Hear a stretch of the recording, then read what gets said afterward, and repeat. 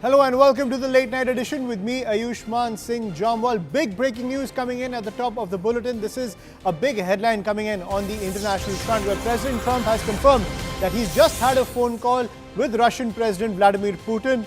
The two countries will now immediately begin negotiations to end the war in Ukraine. That is the big breaking news coming in on the international front. Donald Trump has put out this statement on Truth Social where he has confirmed that he has just had a conversation with Russian President Vladimir Putin, adding that the two countries will immediately begin negotiations to end the war in Ukraine. Remember, the Russian war machine has been raging and moving through swaths of territories inside Ukraine, taking control of key parts of Ukraine. And now what we are learning is that as Donald Trump had promised that he will end all wars across the globe with the particular focus on the conflict between Russia and Ukraine, he has now just confirmed that he's had a conversation with Russian President Vladimir Putin and the two sides will now negotiate to end the conflict. To get more details, I'm joined by my colleague Akanksha Swaroop on the broadcast. So Akanksha, a big development coming in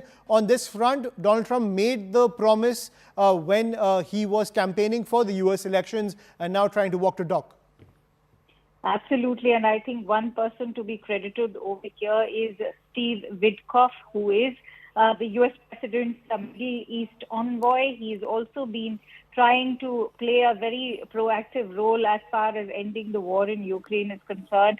But most importantly, Ayushman, the lengthy and highly productive phone call with President Vladimir Putin of Russia that the US President is referring to has in fact resulted in discussions revolving around Ukraine, even the Middle East, the energy crisis, artificial intelligence, the power of the dollar. And in fact, US President, as we've seen in his previous presidencies, always had a way around the Russian president. He's always managed to impress him. Their sort of economy and the equation back then, now what we can see is the beginning of a fresh dialogue. Because remember, there was no war in Ukraine. It happened during Joe Biden's time. So President Donald Trump, in fact, said that President Putin even used my very campaign motto of common sense. We both believe in it very strongly. We agreed to work together very strongly. In fact, now he says that he also asked the Secretary of State Marco Rubio, Director of CIA, John Ratcliffe, National Security Advisor Michael Wolff, and Ambassador Special Envoy Steve Witkoff to lead the negotiations, which Donald Trump feels will be very successful. In fact, he's also alluded the historic that Moscow and Washington have shared. Millions of people had died, in fact, defending together. They had fought the World War II together, and that the U.S. remembers the Russians who lost millions of people, and likewise. But, you know, importantly, as I just named Witkoff, we've also seen how the negotiations to free one of the U.S. nationals have worked out very successfully. Now, in exchange, a Russian national who has been imprisoned in a U.S. jail, this was on money laundering charges, will now be freed. And he will be freed in exchange for release of the American school teacher Mark Fogel from the prison in Russia. Who is Mark Fogel? Well, he is a teacher, but a former diplomat.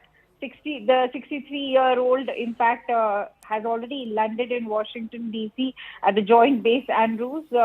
And we all know that this has come after hectic negotiations when Russia decided to release Mr. Fogel. And this is something that Donald Trump has also referred to in the phone call. He's in fact credited Putin and the effort with respect to the call and for the release of Mark Fogel, who he said is a wonderful man.